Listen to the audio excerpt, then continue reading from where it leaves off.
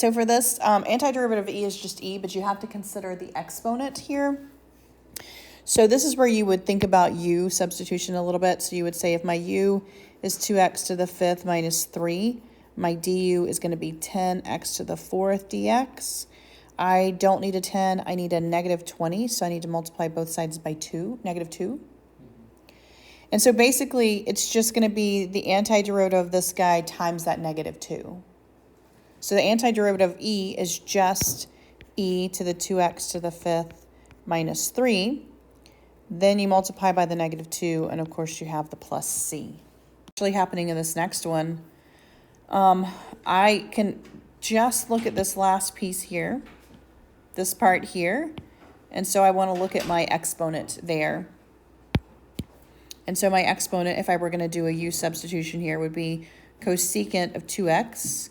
So du would be negative cosecant 2x, cotangent 2x, times the derivative of 2x, so times that 2.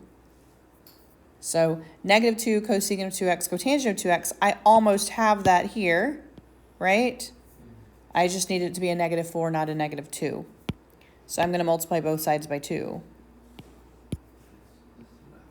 So then I just have to consider this guy right here. So my antiderivative is going to be e cosecant of 2x. That's fine. And then I need to multiply by that 2. And then, of course, plus c.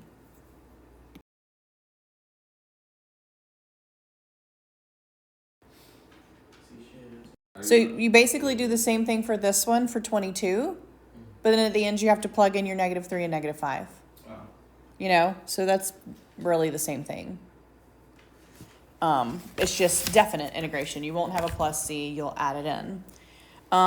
For differentiate, so bases other than e, derivative of e to the x is just e to the x. When I have a base other than e, then I have to consider that base, and I have to do natural log of that base. So the derivative of 5 to the 4x cubed is 5 to the 4x cubed. But then I have to multiply by the natural log of my base. And then I have to multiply by the derivative of my exponent. Derivative of the exponent is 12x squared. So I don't know that there is a prettier way to write that. Like there's no simplifying that. It's just basically ln of 5 times 12x squared times 5 to the 4x cubed. Like there's really no pretty way to combine those. If there was, I would combine them, but I can't. So. Well, can you explain that again? So derivative of this is just this times the natural log of the base. So we have what they gave us, natural log of the base, derivative of the exponent. So this is natural log of the base. This is derivative of the exponent.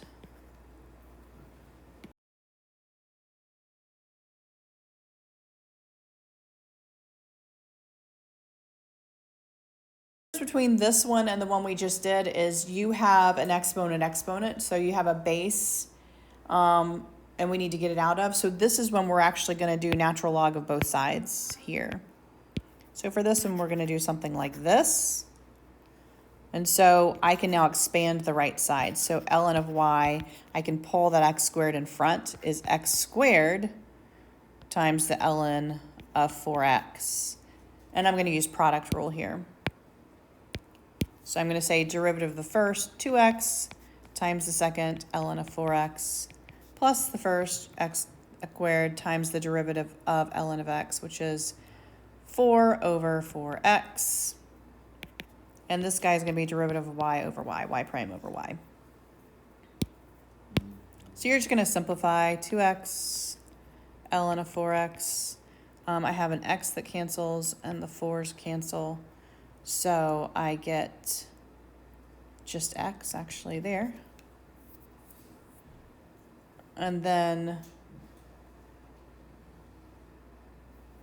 either way, I'm not going to make you do that. All right, and so then you have to multiply both sides by the y. All right, so times y. Y was 4x to the x squared, so we have 4x to the x squared times 2x ln of 4x plus 1. they actually factored out an x, by the way. So they pulled an x out. And so they have 4x to the x squared, and they pulled out an x, right, to the 1. So they have, actually they may have pulled a 2 out too. No, they didn't. 2 ln of x plus 1, ln of 4x plus 1. I'll tell you what they did with that 4.